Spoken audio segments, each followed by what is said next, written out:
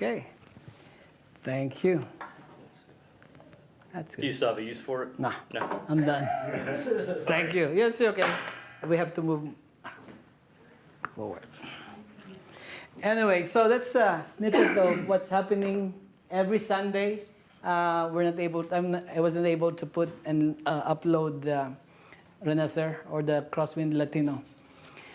But when in September 2011, after we have gathered our core of the remnants, we projected and forecasted and set a vision that by the end of 2016, by December 2016, we will have 500 white-hot worshippers of Jesus from 35.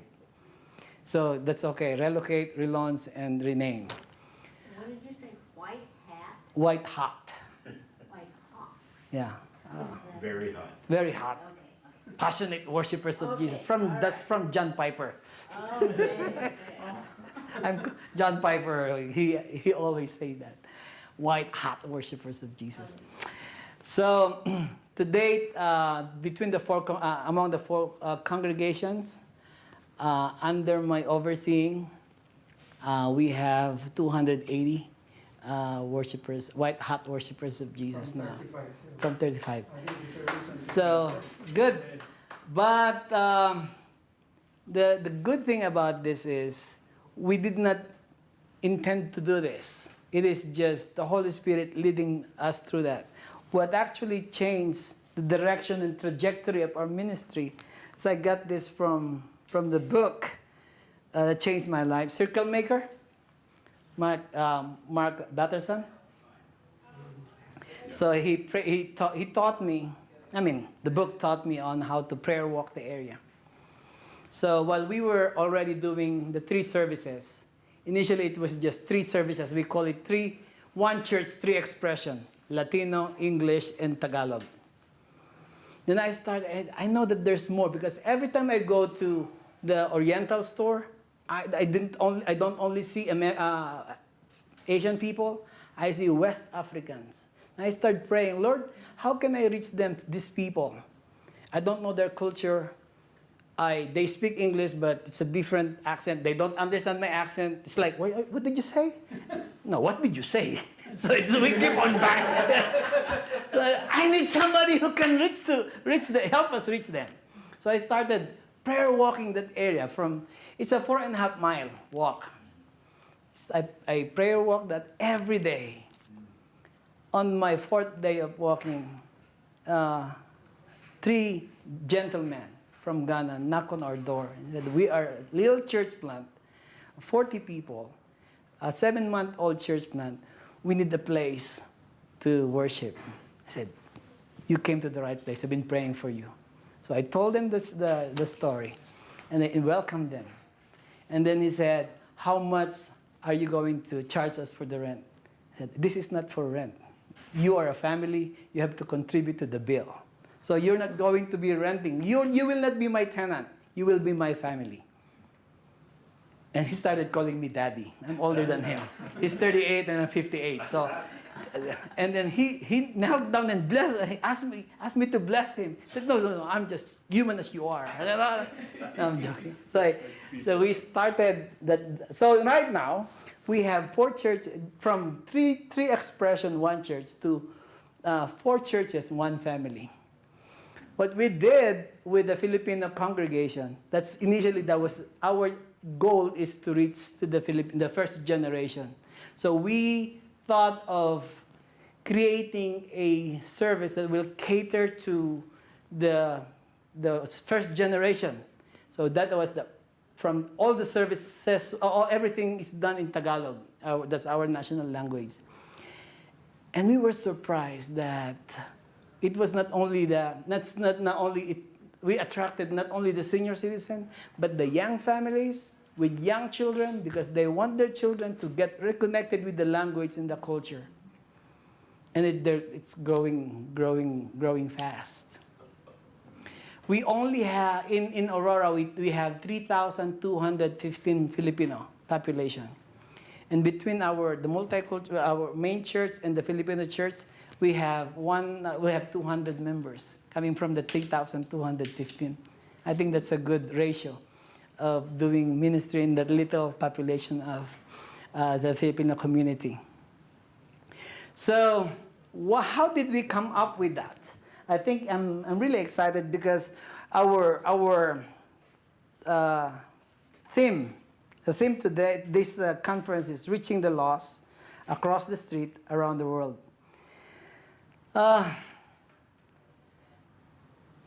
What's happening in our church now is actually God's fulfilling His call and my passion. When I was 13 years old, I became a Christian when I was 10 years old. I received the Lord November 10, 1968, 10:30 in the morning. And I received the call when I was 13, while I was listening to the New Tribes Mission broadcast. Our father was listening to that broadcast. Towards the end of the program, the host challenged the listeners to support the ministry in prayer, resources, or even your life. And I heard that the Lord called me. I want you to serve me. I knelt down and committed myself. But my heart was, I know that the Lord called me I want to be a tribal missionary. Because at that time, I grew up listening to the stories of the missionary stories, the end of the spear kind of story. So I'm worried that I look for excitement. And I think I will be excited. Never realized that God is really going to call me to do cross-cultural ministry, but not in Amazon, in the United States. So, why do we do this? Why do we have to expand and get out of the comfort zone, comfort of our Filipino culture, where we can do just this out? But the truth is, all people matter to God. And Crosswind is really our story is an ethnic church reaching out to other ethnic groups. And this is all because two things that I believe, especially that people are here because God is giving them an opportunity to respond to the gospel. One of the driving force that excites me most is in Acts chapter 17, 26 to 28. We all know this. He said, He made from one man every nation of mankind to live on all the face of the earth, having determined allotted periods and allotted boundaries of their dwelling place. We all agree that we know that God has predetermined our lifespan. But we don't consider that even where we will live, God orchestrates that. His unseen hand works behind our life so that He will position us in a place where we will be given an opportunity to receive, every person, to receive or reject the offer of salvation. Would you agree with me? When I read this, being an immigrant, I see the Lord moving us from the comfort of our home into a place, and a foreign place like this, so that we may or may not receive, given the justice of God is in effect. Also, why do we do this? Because God commanded us through the Israelites. In Leviticus 19:33-34, He says, "When a foreigner resides among you in your land, do not mistreat them. The foreigner residing among you must be treated as your native born. Love them as yourself, for you were foreigners in Egypt. I am the Lord your God." Leviticus 23:22 says, "When you reap the harvest of your land, do not reap to the very edges of your field, or gather the gleanings of your harvest. Leave them to the poor. Leave them for the foreigners residing among you. I am the Lord your God." God cares for the immigrants. God cares for us. And, coming to the U.S. is, as a foreigner, this is almost a miracle. Because it is not easy to move from your country to here legally. For example, every day, in a given day in the Philippines, there will be like 3,000 people falling in line in that consulate, paying $120 for a quick interview just to get an opportunity to get a visa. That's a huge business. Sometimes, the first thing that I did when I attempted to come here to the U.S., I was only given like 30 seconds and I paid $100 to receive no. That was quick. That was a quick, a very expensive no. 5 years after, the story is, I went there, applied the same application. You have to, I'm telling you this because you will appreciate and understand the suffering and the hardship of these people coming to the U.S., regardless of what country you came from. Every time you talk to a consul, American consul, you will have to prove 3 things. Number 1, you have to prove to them that you are financially capable of supporting yourself if you want to come here as a tourist. So you have to present your bank account and prove to them that you have this much of money. Number 2, you have to prove them that you have social ties in the country of origin, so that you will not stay here illegally and come back to your country of origin after your short visit.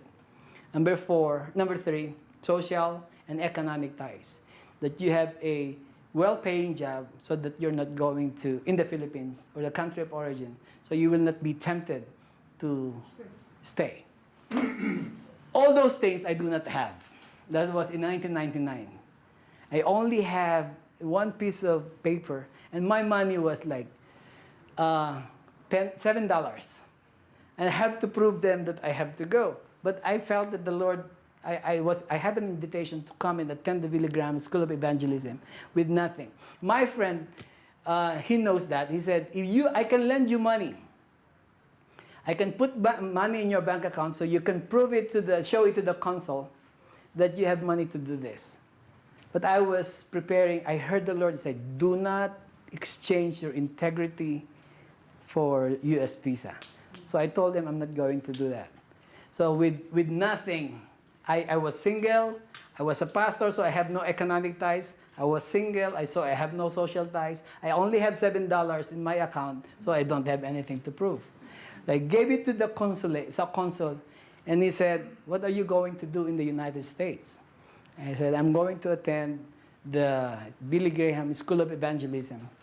And he said, what are you? Are you a Catholic priest? I said, I am a Baptist preacher. I'm a Baptist minister. And he told me, you're a Baptist minister? I know that the Baptists are people of the book. You know your Bible. And I said, yeah. And he said, can I ask you a question about the Bible? And I said, yes. He said this, why did Paul visit Rome? I said, I think he wanted to talk to Caesar to share Jesus. He said, no, you don't know your Bible. I said, that's what I know. He said, he was there because he's in trouble. He said, without anything, he didn't even check my paper. He said, get your visa on Wednesday. I said, really? Go. Go.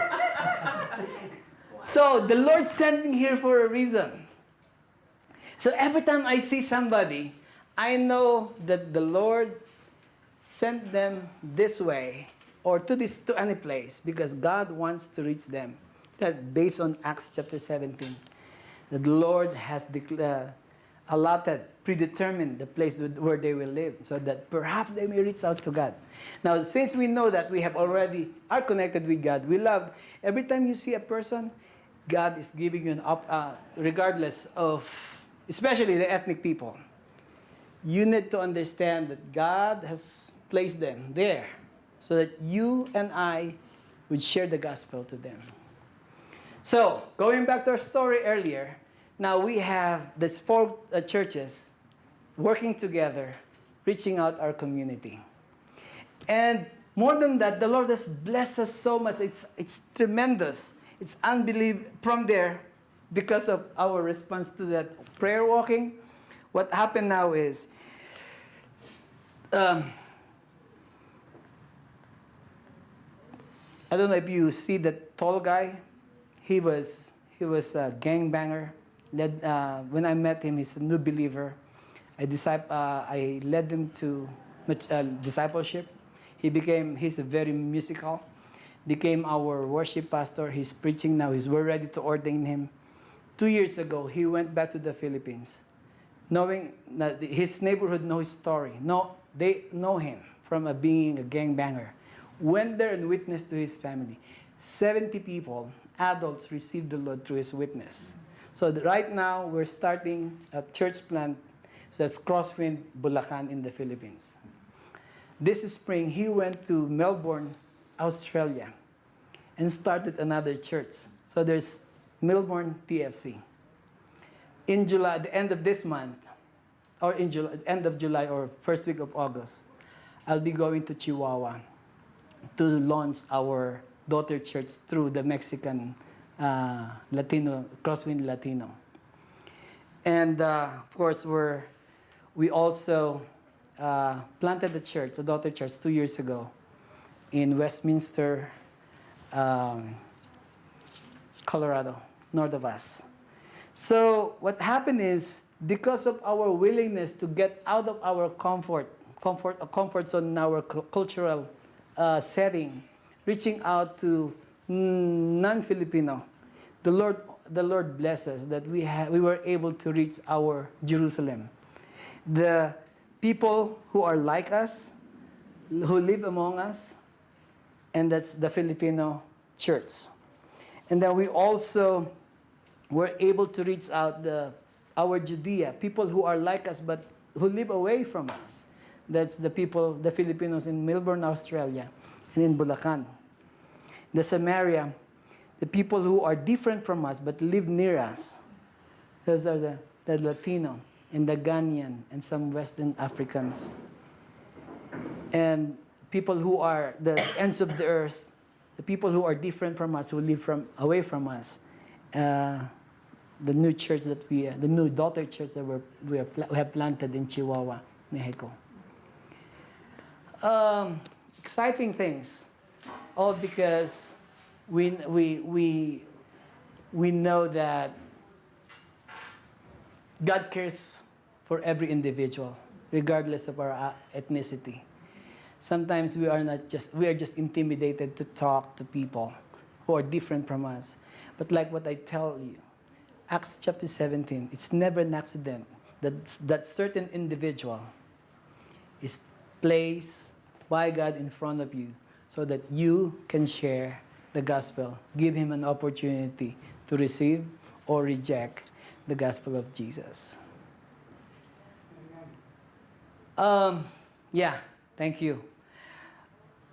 Let me tell you a story of how the Lord will reward you or honor your commitment to or your passion to reach out to people regardless of your ethnicity. I met, one day I was walking in Home Depot in Tampa.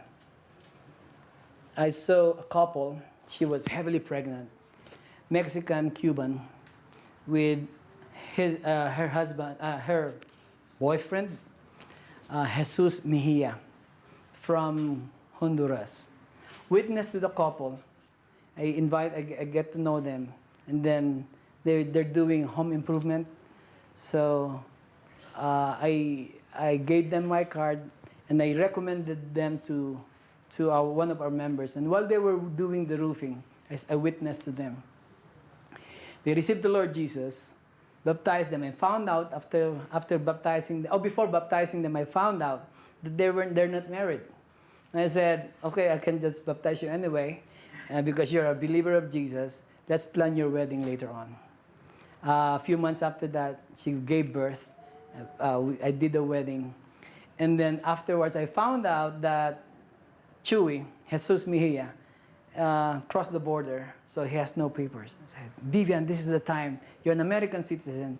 This is the time that you can sponsor him and he can stay here legally. That was not easy. He had to go back to the country of origin and take 7 years before he got his paperwork. But he did it anyway. At one time, during the course of this partnership together, he called me and he was in tears. He said, "Pastor, you need to help me. I need to appear to the judge," because he was caught driving. This is the third time with no license. And the judge says, if you get caught again the third time, this three-strike rule, I will send you back to Honduras. So that time, I went with him and we prayed together. And then the police officer did not show up. So he was released. And I asked him, what if you were deported? He smiled and said, "You know, Pastor, it's okay because I need to visit my parents anyway." And I told him, "So what will happen to your family here?" "Oh, I'll be back in 2 weeks." He said, "I know the way. I have the money, I know the way." That's the reality. But truth be told, even if they know the way, it is not them. It is God's unseen hand moving them to a place so that they may reach out to Jesus. Their tagline was, "In search of gold, I found God." So, John, you're doing a great outreach to non-Anglo and your tribe and your community. It's awesome. And all of us, we all can do this by praying, planning, and pursuing them intentionally. What happened to us when we started reaching out to non-Filipinos? The church get excited. You know, growth brings excitement, but it also comes with sacrifices and inconvenience. Yeah. Yes. Some people group don't clean.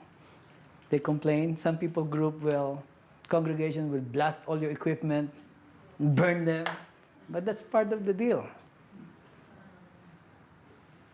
So, yes, we can all reach beyond other ethnicity, beyond our cultural group.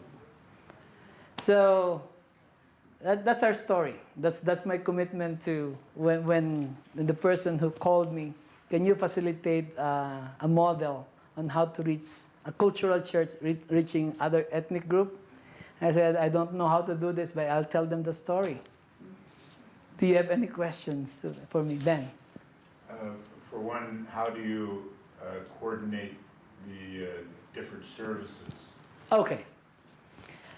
The Tagalog service, they have the 6 to 8 on Saturday. At night. Okay. That was strategic because most Filipinos are Catholic here. And some who would come as Christians, they would either go to mega churches, because good facility, great preacher, great children's ministry.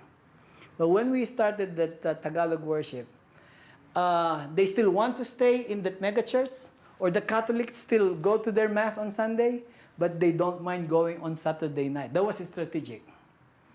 Saturday night, you can always go back to your church of choice, whether it's Catholic or a mega church, and then bring your family to a Tagalog worship.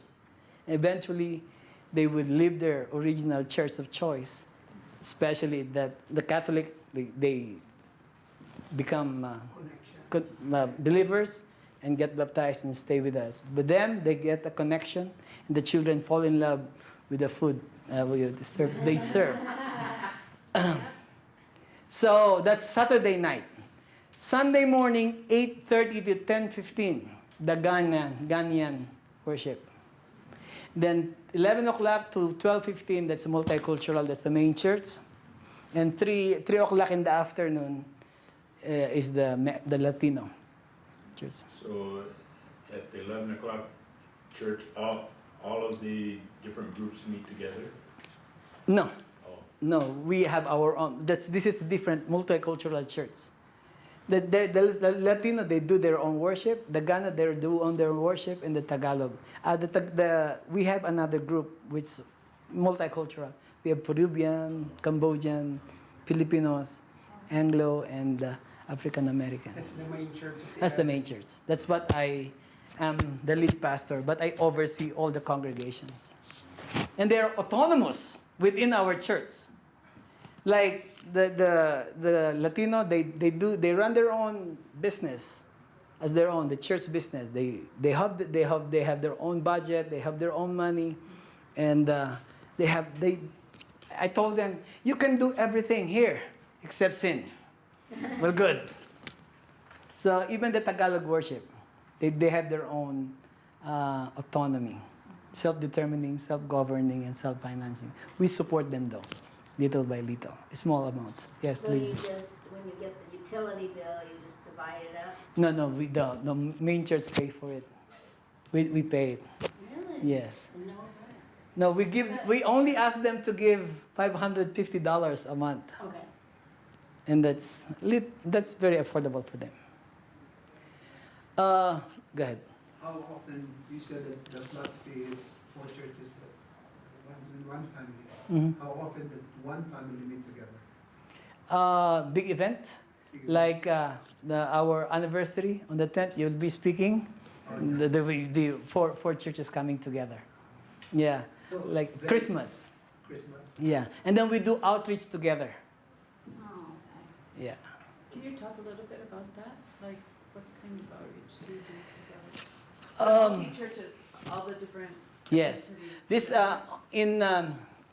this summer we're planning to do what we did in the past, but this time we're coming together as for congregation. We did a dollar car wash, and Steve Sjogren is my friend.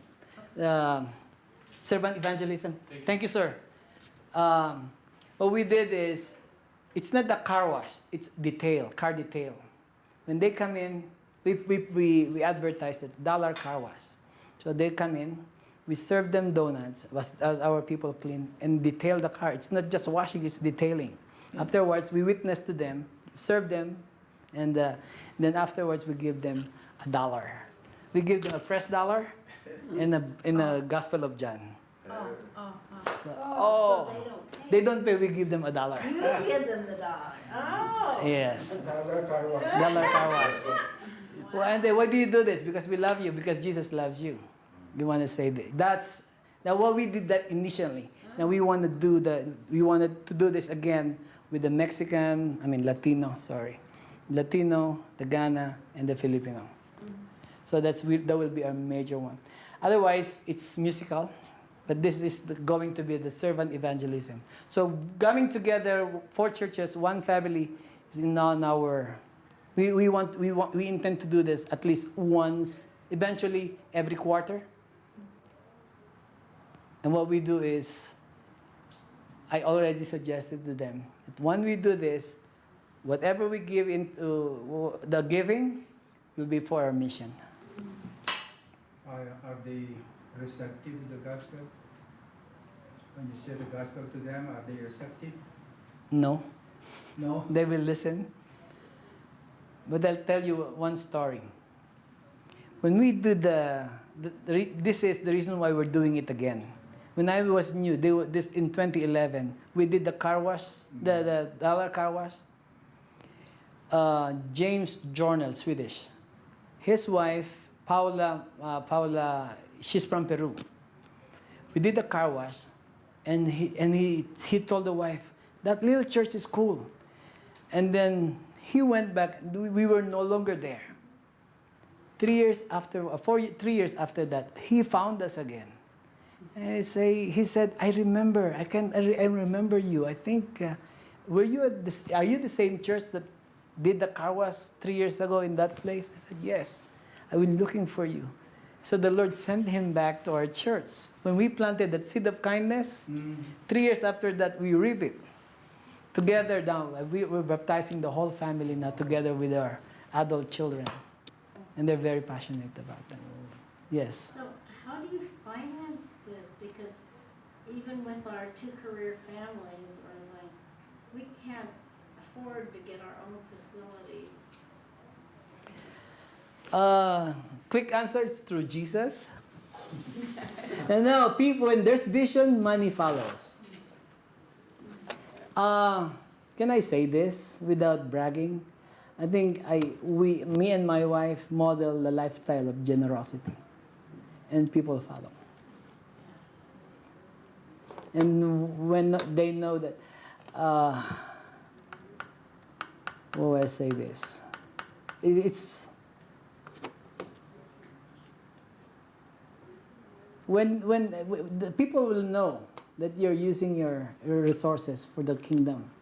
I got in trouble though twice. There's one time, remember this, they were shooting here.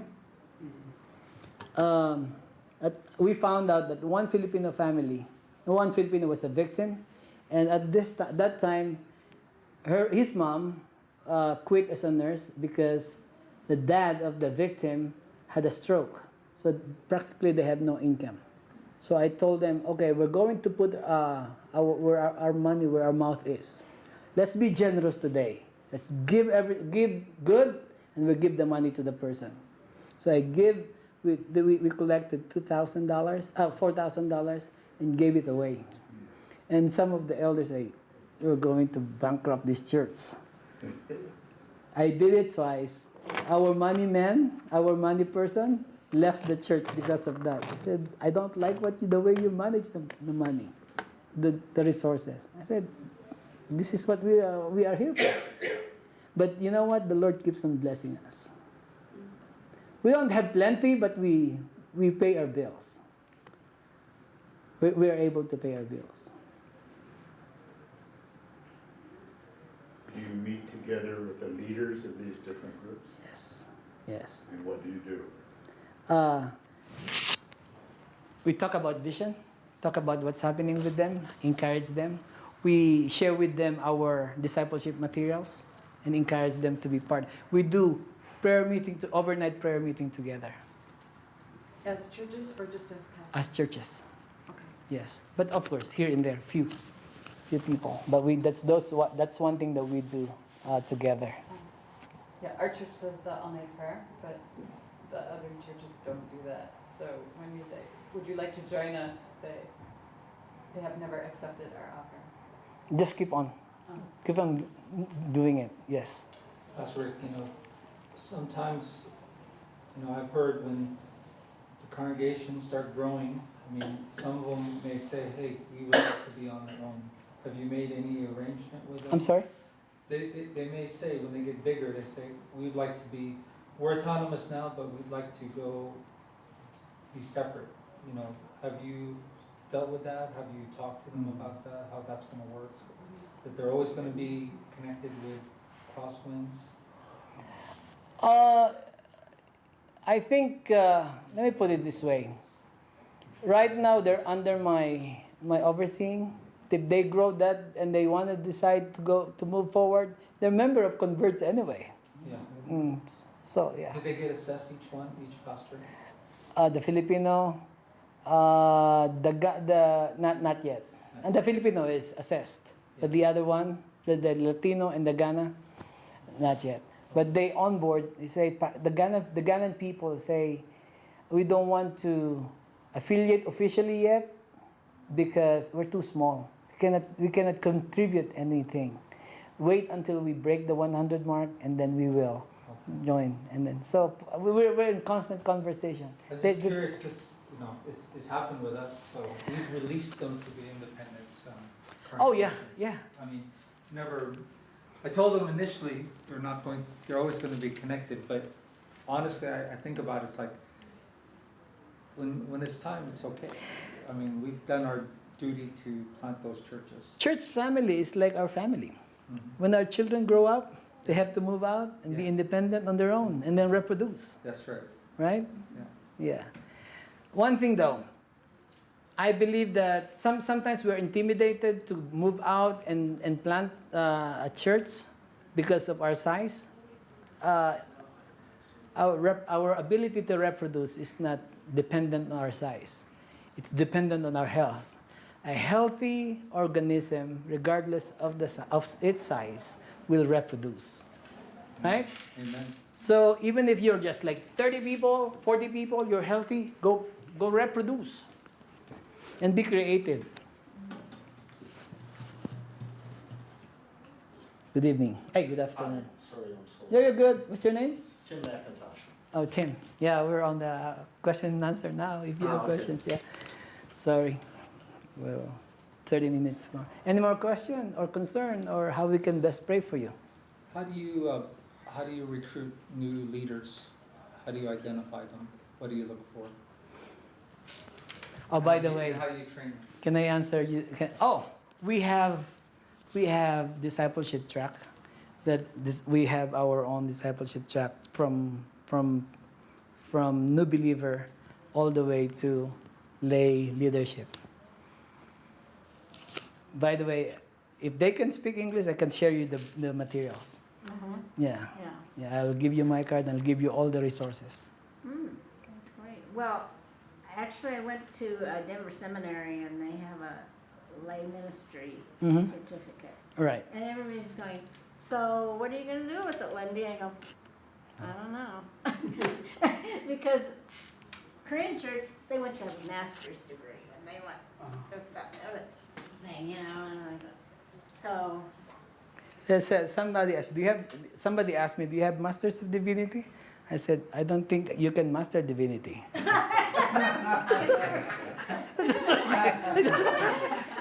Like, Jesus can do that. I cannot. For Converge, Converge would like master's degrees, but they don't require it. So and I've been part of church planning too. If they get through assessment, they don't require Right. even a Bible college degree. What they require is that you're competent in the gospel and in the word, and you're able to meet the requirements of being able to plant a church. So your question, Pastor Ernie, how do I train? Right now, Well, because how do you identify? how do I identify? Yeah. I see their passion, their willingness to learn, and willingness to be coached. And then I invest time with them. Right now I'm just lead pastor. I have an executive pastor who does the administration for me. I only preach once a month. I have a youth pastor who we hired February. So we have ministry people who does the visitation and we have the pastoral care group. What I do now is train the leaders. I'm focusing on leadership training. I don't do the regular, except it's like matter of death, serious cases, then I visit. But otherwise, the regular pastoral care, I leave it to the staff and volunteers. So identify them, I understand their passion, their willingness to learn, and their availability for the kingdom. I like you. In fact, Francis Chan doing the same thing. He says he only preaches once a month too. So I like that. Yeah, I wish I could do that. You can. You train, empower them. yeah. Yeah. I have to convince the board of the congregation. Yeah. So, Rick, you probably covered this, and I apologize. No, it's okay. So, like, what's happening with Hispanic churches in Converge? I'm not part of the Latino team. Mm-hmm. I have a Hispanic congregation in my church. Maybe my brother can answer that because he was the people group movement leader before. I'm doing well. He's in the Philippines for 2 years, but I think, would you know what's happening with the Latino?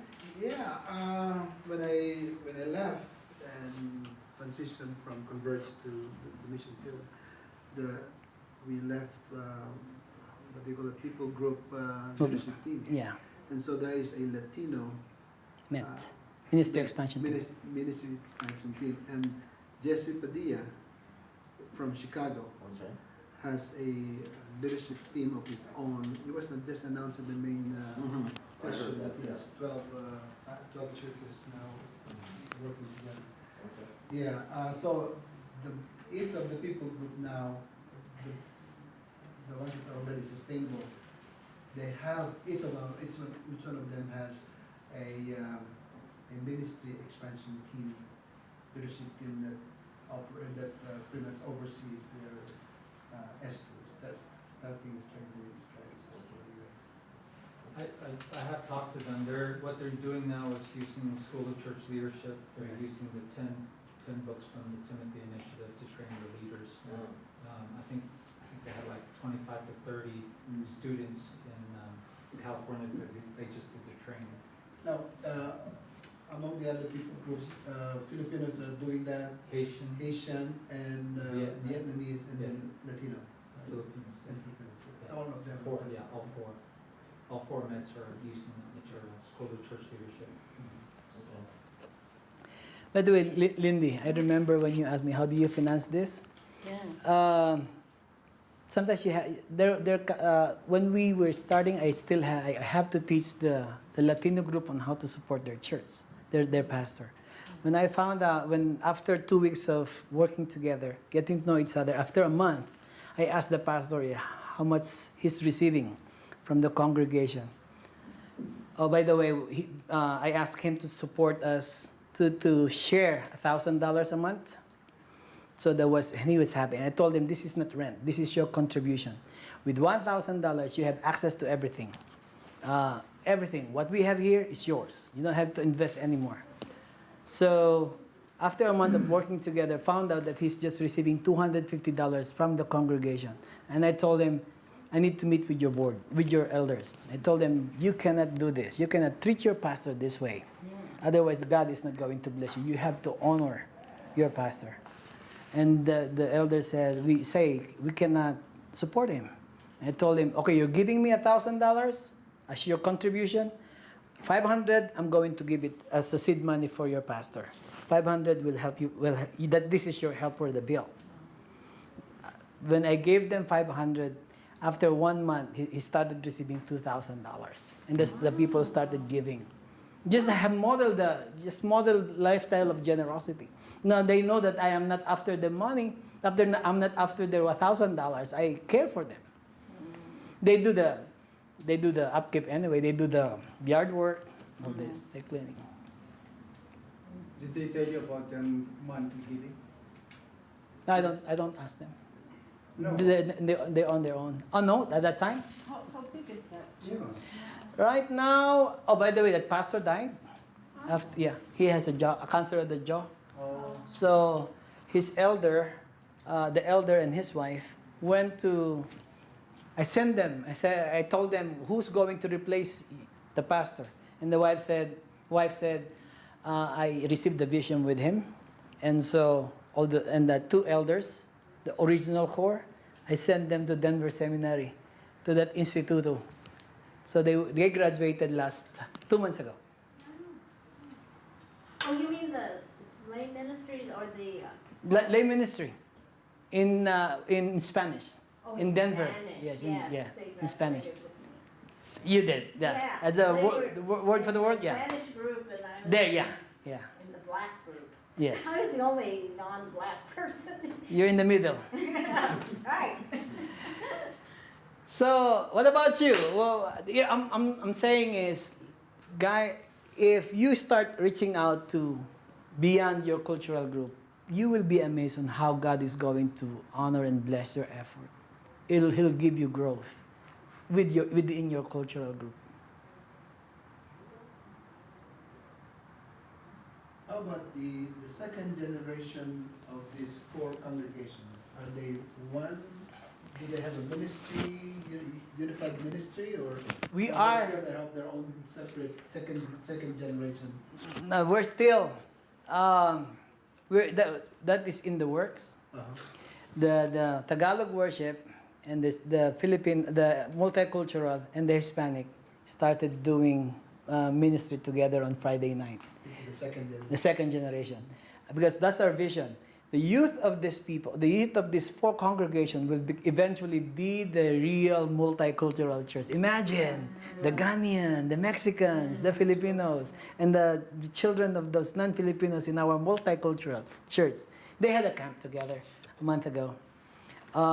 We hired our youth pastor in February 1. I don't know if the Lord is going to lead us and give us another youth pastor if that thing move forward.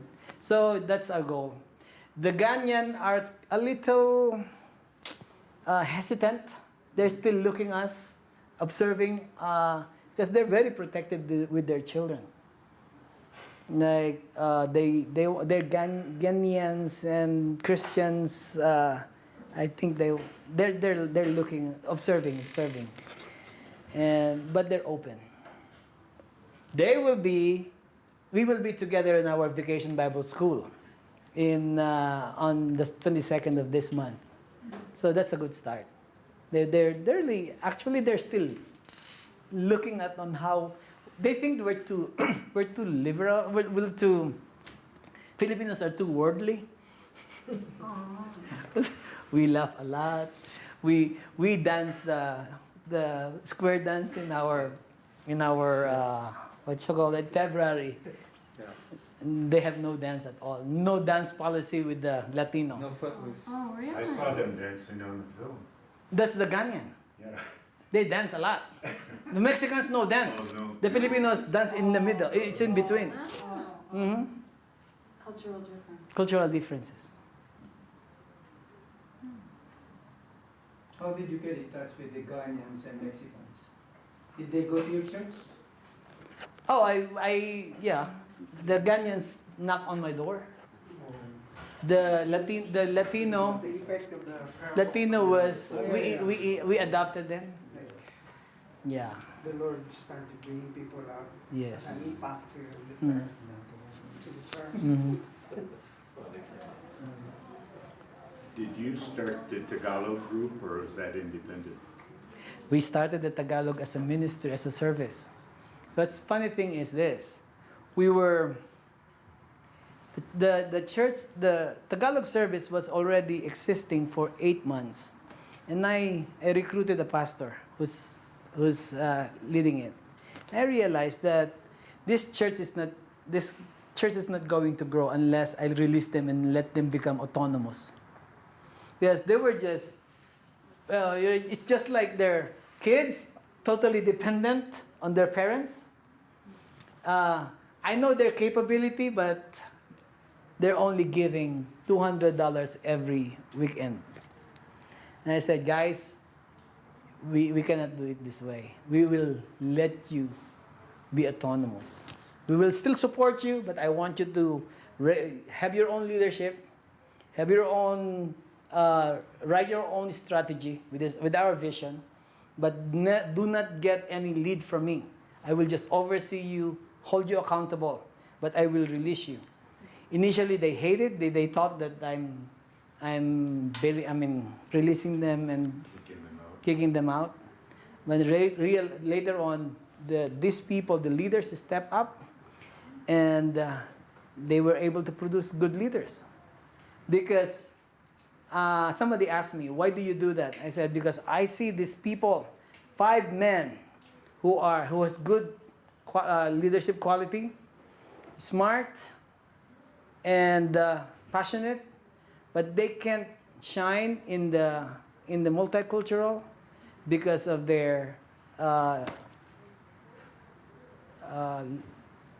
they lack skill in speaking English, so they cannot be leader. They were just cleaning the church, setting up equipment, but when the Tagalog became autonomous, and I helped them, encouraged them to train them, then they started stepping up. They're teaching, they're even preaching and leading, because they're comfortable now. It was great. So it started as a ministry, and then we released them and become autonomous. I sent Pastor Henry, the Tagalog pastor, to assessment center. So he passed. And so because of that, we're able to get $10,000 grant for them as a church planter. Now they're expanding. They're able to expand now. So where is this assessment center? Yeah, I don't know anything about it. Oh, So it goes back to your district leader. So whoever your executive minister is, and then they usually have a church plant director, whether, most of the time they're So part-time. even the ethnic churches have Yeah. to fit that criteria. What if they don't speak English? Well, they'll figure a way. Okay. There's ways to do it. I would talk to your executive minister first, and then, What we did in the past, in doing it, is to have candidate, we would require an assessor from that culture. Because Yeah. sometimes they need to interpret and explain to the other assessors the dynamic of where this Where candidate they're is coming coming from. from. So, for instance, if we have Vietnamese candidates, we would require at least 2 Vietnamese assessors to help the assessors figure out, what they're looking for. I think the problem with my church situation is because I'm an overseas missionary, Yes. when I was back in St. Paul for furlough, or deputation for 9 months, raising more funds, I didn't realize I couldn't do it the way I did it overseas. So I just went, we needed a church. I looked around, who in the community has been to Bible school, found 2 candidates, said, you are the pastors of this church, let's get it going. Because if we have a Bible and a guitar, we're good to go. And so, But if you don't need the funding, you can just go through affiliation. If they're already able to okay. if they're already self-sustaining, Well, self-supporting, now the self-governing. church has grown to be 1,400 people, and we have 3 pastors, all ordained. So, So they're just So affiliated. then- That's Karen from Karen's, right? Correct. yes, Karen. So then I called the dam of our area and just said, what do I do with my church plant? Because now it's really big. And Yeah. it was a surprise to me that it grew that fast because I was overseas. When I Wow. came back 3 years later, whoa, That must be We're- Jesus. Huh? we're like overflowing. We have a lot of tension with our host church that we rent from because we are violating fire codes Yeah. all the time, and they don't like that. So That's a good problem. So Joey Mims is the one you're No, she's from Minnesota. Minnesota. yeah, but it's in the Caribbeans or no? No. Your church? Oh, Dan Okay. Carlson, I Oh, think is okay. his Dan name. Carlson. from Carlson. Yeah, it's in St. Paul. Oh, St. Paul. But Joanna, for instance, you shared that how many Korean people in the United States, the whole United States, about 20,000? 50,000. 50,000. Yes. So when the next time you target another city, another state, where you'd like to start another Korean church plant, then that's the time when you look for potential church planter. Okay. And then if you want to send them to the assessment center, then 3 of your pastors now in the district could be one of the assessors, because they already Oh, have I see. Okay. Right. Yeah, this is all new to me. Yeah. Where I'm learning by mistake, kind of, or It's looking okay. backward, because we haven't done anything except for now we are. I had to educate. We need a constitution. We want to be. They're paying tax on everything. No, we want to be 501c3 Oh. compliant and. our Well, last- you can get your 501c3 or 3 through the Converge. We just got that through Converge, yes. and now we're working on Minnesota tax exempt. There you go. Yeah. Yes, But Secretary- in order to have Secretary of that, State. I don't know how. I just know how like the Karen operate. They never used a bank. So when I came back this last year, I said, okay, where is our banking information? Banking. So, went, okay, all the money that comes in must go to the bank and then we pay where we need to pay.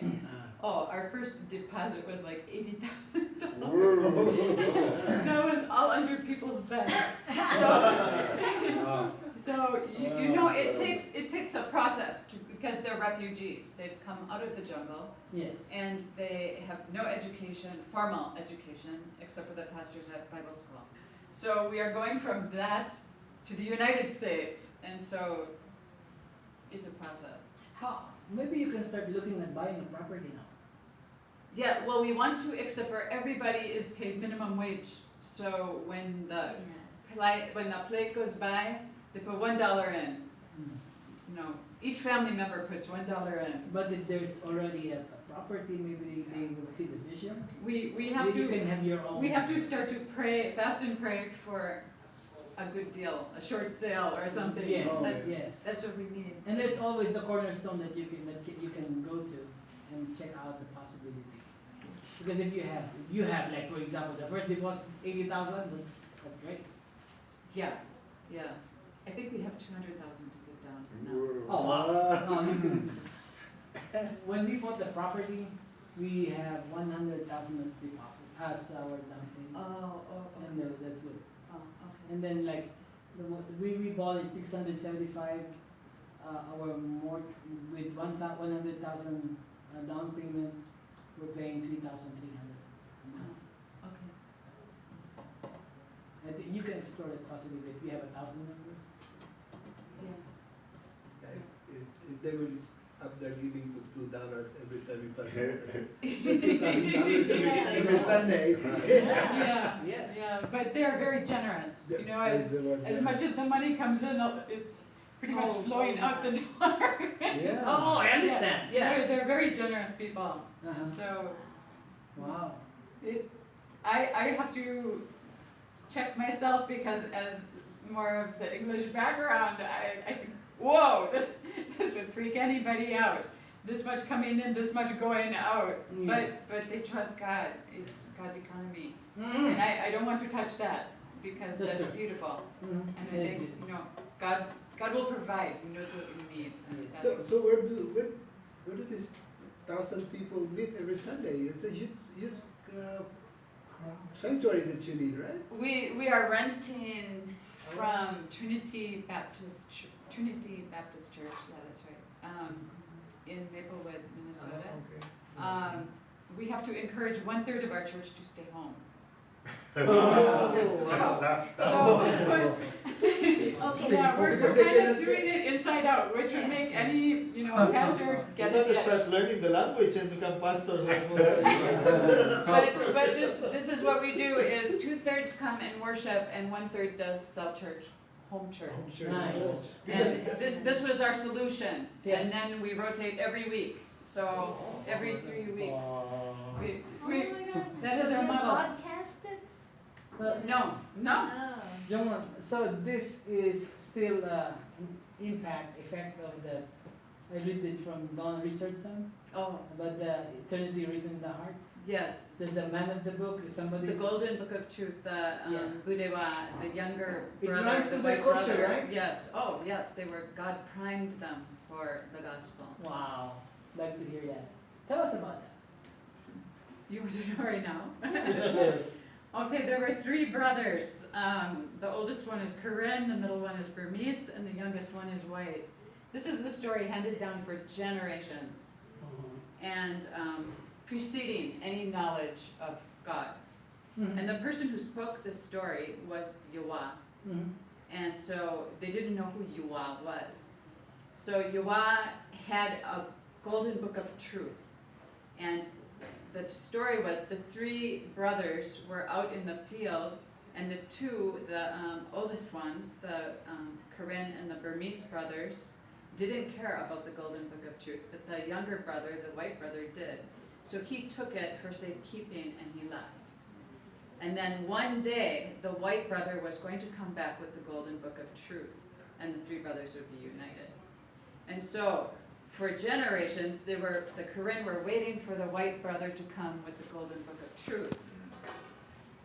Adoniram Judson came in 1825, stepped outside of his house, reading his gold-gilded page Bible, and the gardener, who was Karen, saw the white man with the golden book and went, "This man has the book." And so he said, "You have Yahweh's book." And so Gersal Yahweh is the word for God. Mhm. And Judson shared the gospel with him. He was immediately transformed in his heart. He said the gardener was like a murderer of like 13 people or something. And so this gardener became the first missionary to reach the Karen. So it's kind of interesting because Judson didn't actually reach the Karen. Mhm. Judson reached the gardener, who was Karen, who went back and reached all these people. So he was like, the white brother has come with the golden book of truth. Wow. And so that is how the Karen ended up Yeah. being reached. That's from, I read the story from Don. Richardson. Yeah, Mhm. yeah, eternity in our hearts and minds. Yes. Because God spoke directly to the people that the white man would come with the golden book of truth. So isn't that amazing? Yes. But if you think about it, it's very strategic because the Karen are in Burma, in Asia, which Yeah. is, so hardened to the gospel. They are a pivotal piece, and they are the most oppressed. And so I'm like, this did not happen by accident. God has a plan for you. And so now that they have escaped in third country settlement to come to the United States, we are training so that they can go back and do the job they were supposed to do. So are the currents, are they Burmese resident, citizen? No, They're they're their own. stateless. Oh, they're stateless. Oh. Suffering from genocide from the Burmese government. Wow. Wow. So, Hmm. I kind of wonder, so how do you feel about women being pastors in church? Is that allowed or not? It's good. It's good. Yes, you can be. Oh, Joanna, it's good, Joanna. It works for me. well, I don't know, Korean culture. Korean culture. Oh, is it a problem with Korean Yeah. culture? The lead pastor of our Latino is the wife. The That's right. Well, yeah, they said women should not govern over men, and so they can only do women's ministries and children's ministries. They're not Yeah, dog- no, for Korean, men and women are pastors, so they're egalitarian in that. Good. 5 minutes to go. Almost done. Any addition you would like to share from your experience, sir? If you feel that there's more Cebuano, in the area, do you intend to organize a Cebuano church? No. No. They speak Tagalog. And then join the Tagalog. No. Cebuano is one of the dialects in the Right. He's the one that is widely spoken actually in the Philippines. Oh, Actually, it will become the national language now that. Because the president of the Philippines is Cebuano. Yeah, so when he injects any language in his speech, it's Cebuano that he uses. Yeah, because widely spoken Tagalog in Tagalog. You still speak Korean? No, Oh. see, I lost it, so. But what I wanted to say is, I went to Cancun and visited the pyramids and stuff, and they had a legend also. You're right. And but the problem is the Spaniards took advantage of them Mm-hmm. and brought in Catholicism, a very brutal Catholicism. And it took an Englishman to come in and stop that.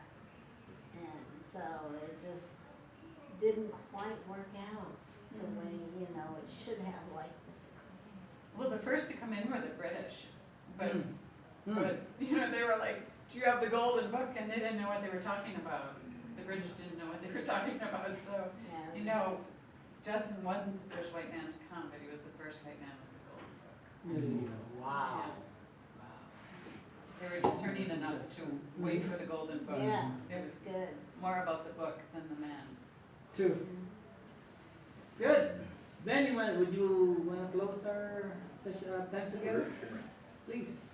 Lord, thank you for the way that you work in our world through many cultures and languages and different ways. Thank you that you are in control of your kingdom's outreach. It's just exciting to be a part of it. And I pray for each of these people who are involved in ministry that you would lead them and encourage them and empower them to do the things that you want to have done in the areas where they're working. Pray that we will all recognize our need to be dependent on you, that we won't strike out in our own strength, but we will lean on you for our understanding, for the impact that you want to make in people's lives. Thank you for being part of that. thank you for Pastor Rick and his ministry in the unique way that you're using him. Pray that you just continue to bless and grow his ministry. In Jesus' name. Thank you guys. I hope it was profitable.